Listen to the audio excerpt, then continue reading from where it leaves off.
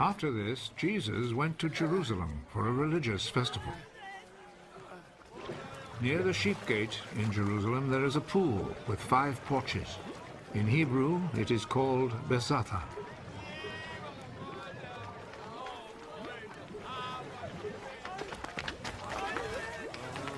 A large crowd of sick people were lying on the porches. The blind, the lame, and the paralyzed.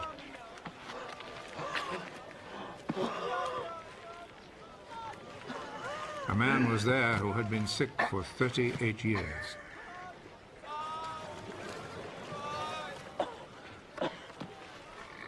Jesus saw him lying there, and he knew that the man had been sick for such a long time.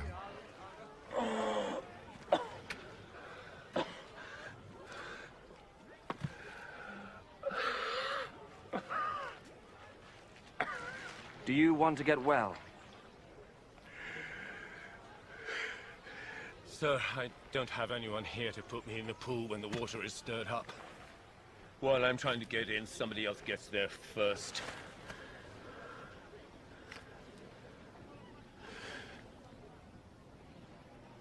Get up.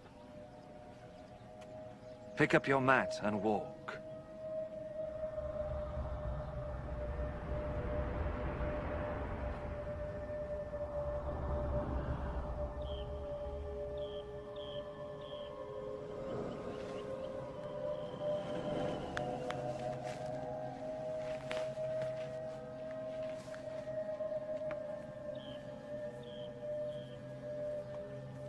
Immediately, the man got well.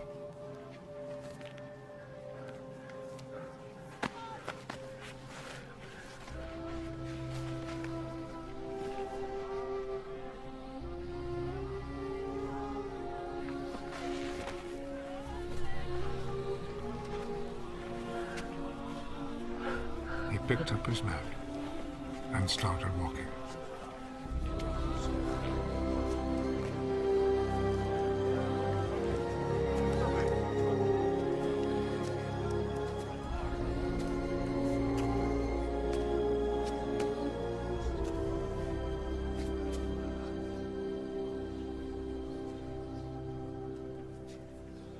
The day this happened was a Sabbath, so the Jewish authorities told the man who had been healed, "This is a Sabbath, and it is against our law for you to carry your mat."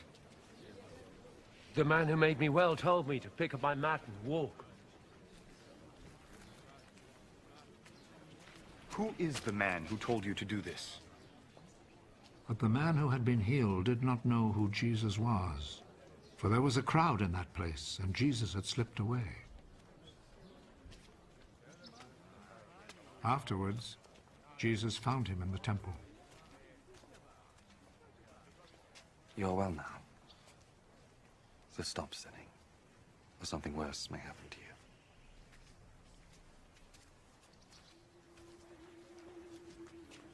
Then the man left and told the Jewish authorities that it was Jesus who had healed him.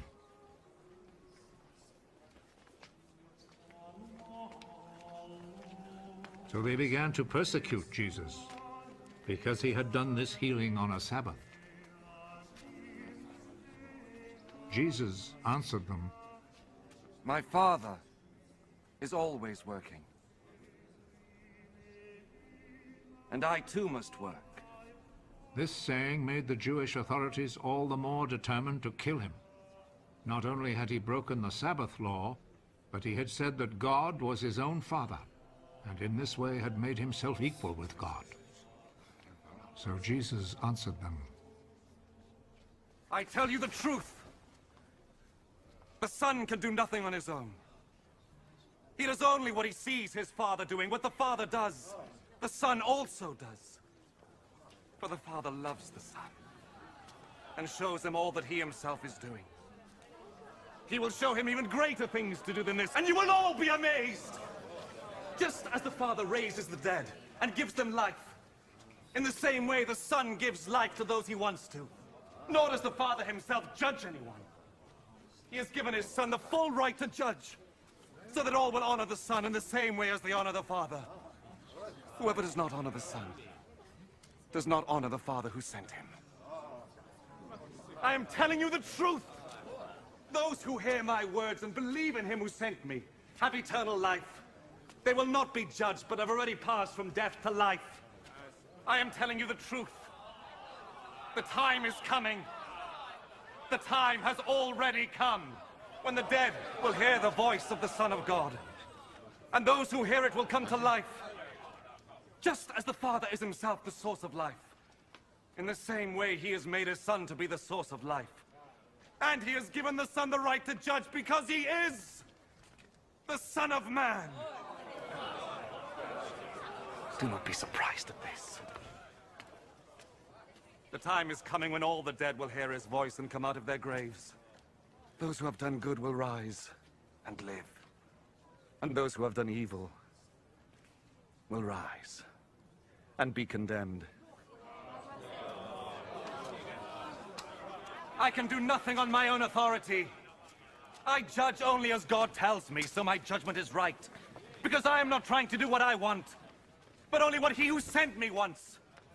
If I testify on my own behalf, what I say is not to be accepted as real proof.